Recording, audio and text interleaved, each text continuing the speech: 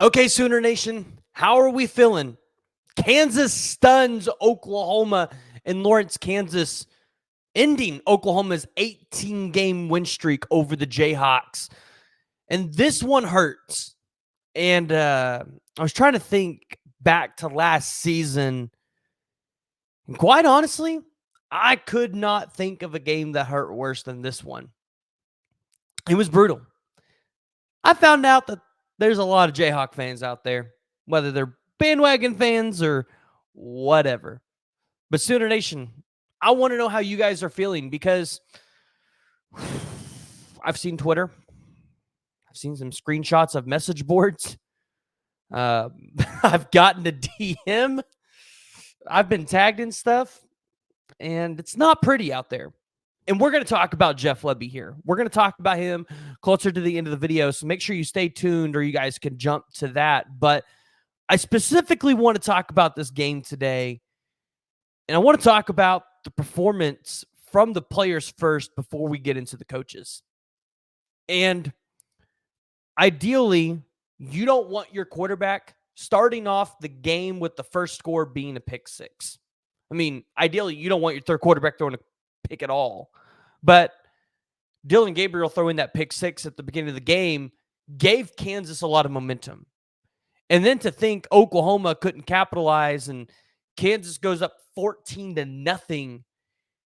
I mean, it really felt like from that point, actually, let me rephrase this. Oklahoma came back and scored. And I felt like Oklahoma was starting to maybe get some momentum because it was 7-14. You made Kansas punt, and then you had the lightning delay. Now, Oklahoma comes out of the lightning delay, scores twice, and then Kansas gets a field goal. It's 21-17, but you kneel and you don't try to score at the end of the first half. And we're going to get to that in a second in terms of the coaches and the play call, but in the first half, you didn't play a terrible game. I mean, you held Kansas to 17 points. You went out there and got yourself 21 in a rain delay, which shifted momentum from you. But in the second half, I felt like Kansas came out with all of the momentum in that game, with less fans.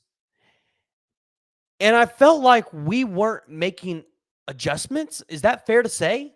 I mean, maybe we made adjustments in the fourth quarter when we said, we are going to make you pass the ball. We're not going to let you get easy runs anymore. Which is kind of what we should have been doing the whole game. And specifically, I want to point out a player, and this is not a player bashing, but Key Lawrence. He had a busted coverage at one point. He missed a bunch of arm tackles. I don't know why we're doing arm tackles. And he dropped an interception, one that could have turned the tide of this game in favor of Oklahoma to win it. And it's not solely on his fault. I mean, shoot, Danny Stutzman leaves the game. I think that was probably the turning point to say Oklahoma's losing this game. Because when Danny Stutzman left this game, it was obvious the leadership on the field went away.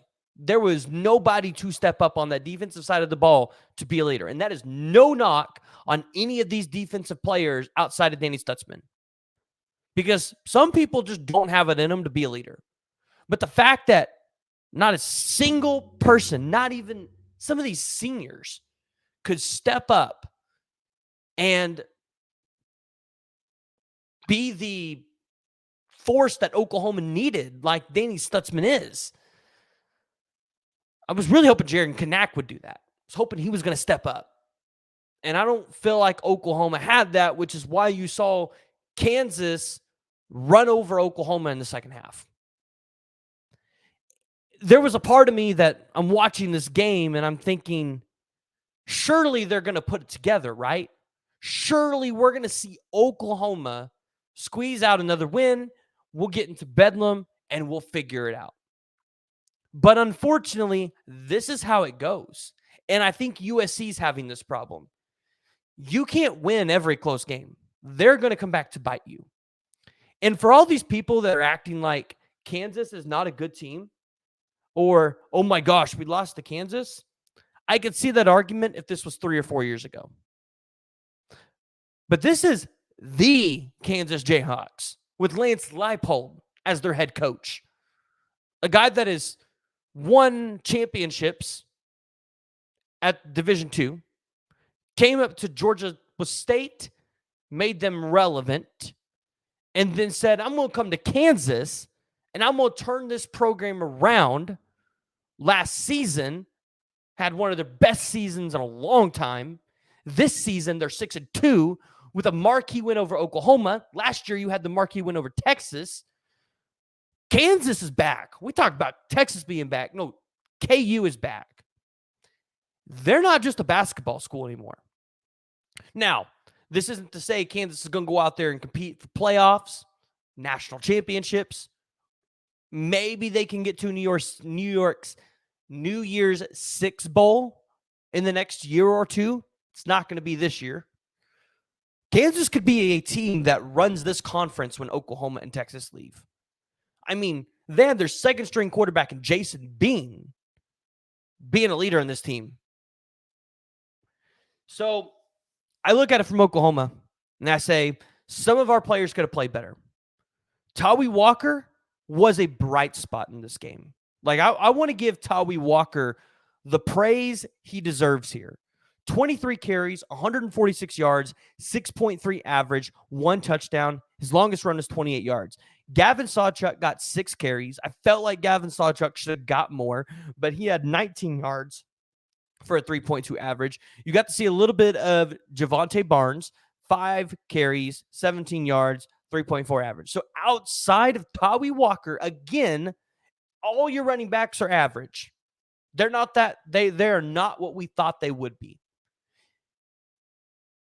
And this is where I'm going to get into my coaches for a second. This is where I'm going to start asking questions. DeMarco Murray and Jeff Lebby, why are we not giving Dalen Smothers and Caleb Hicks a chance? I get it.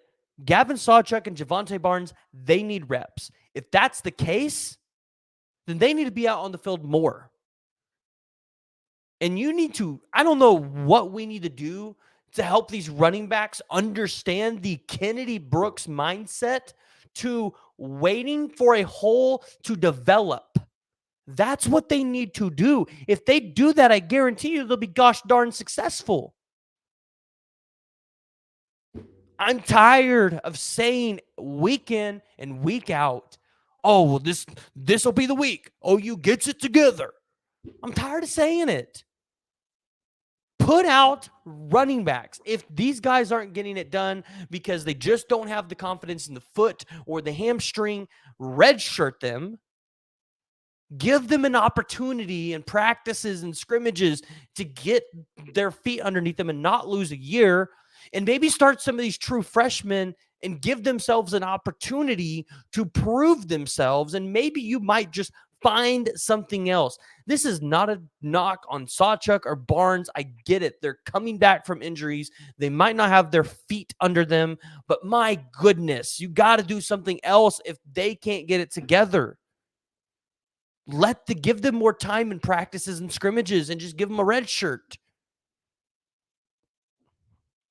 And then I got to talk about Jeff Lebby. And you all know I have been a Jeff Lebby supporter. I have backed him. I can't back him up today after the play calling performance that he gave Oklahoma. Because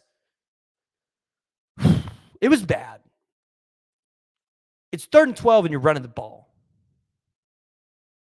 Why are you not putting the ball in your best players' hands to get it to some of your other best players, like Nick Anderson?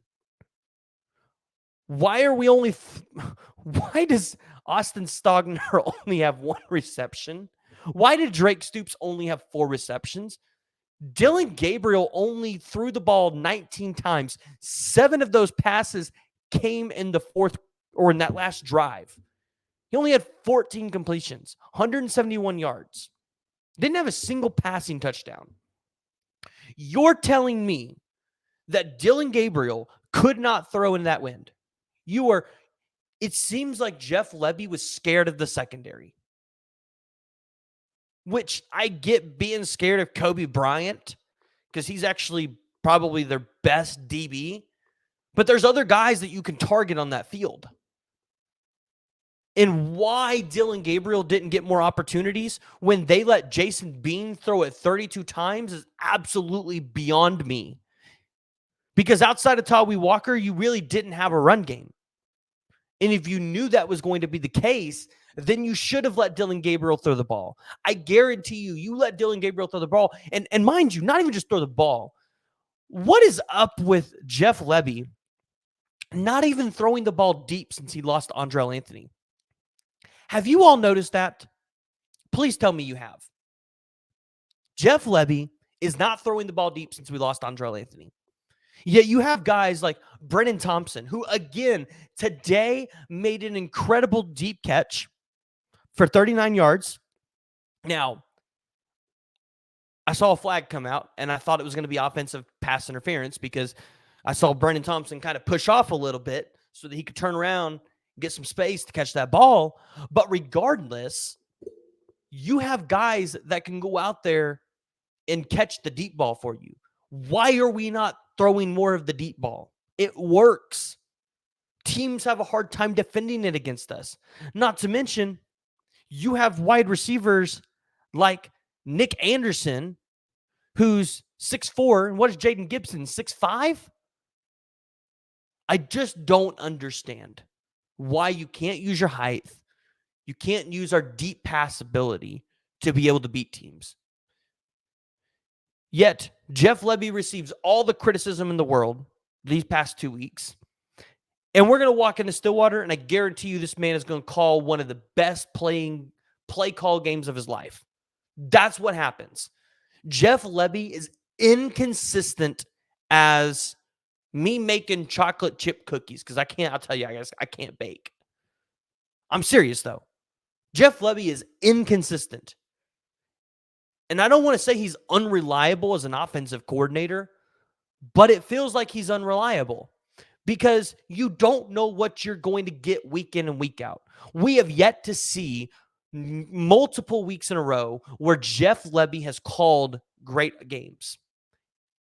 In Texas, I think you could have beat Texas by 14 to 17 points if you call that game a little differently on the offensive side of the ball.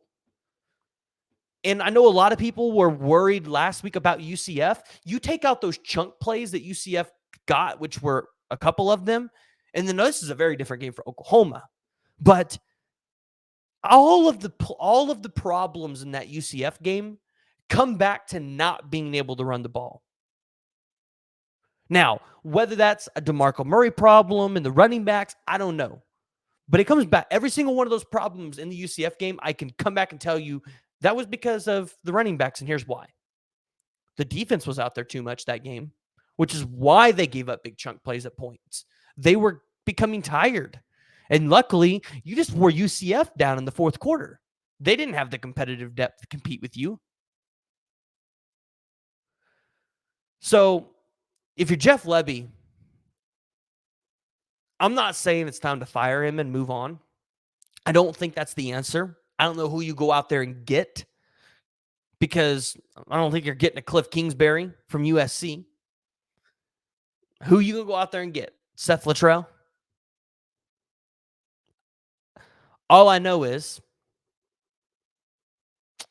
Oklahoma's got some problems. And for the first time in a long time, we're not talking about that on the defensive side of the ball. And in fact, the defense played a good enough game today to win you this football game. And honestly, I don't see it as the offensive players that's losing you the game. Like, they're not out there dropping passes. Yeah, the running backs could be a little better, but I really feel like it's this play calling, man. And I don't know what the answer is.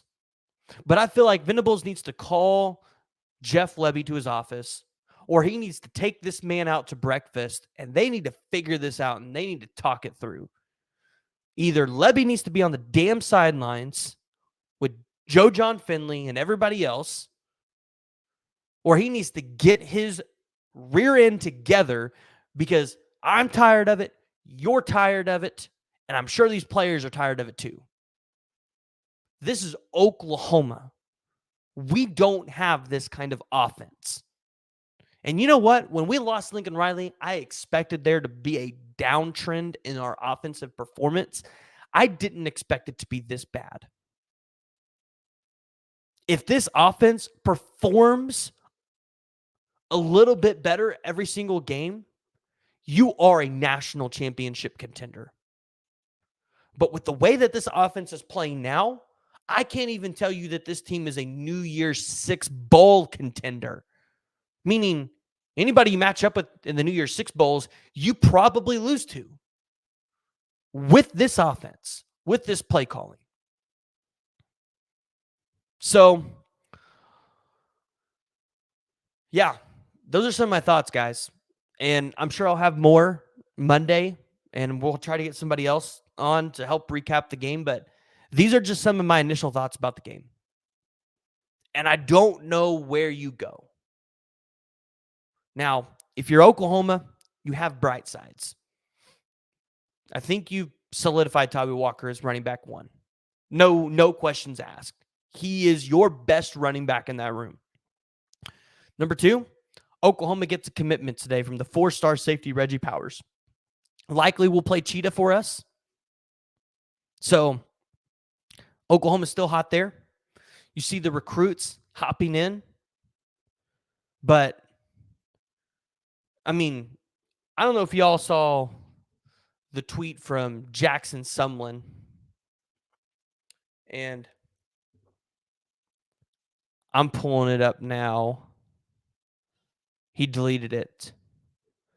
Basically, he said Lebby's bringing this team down.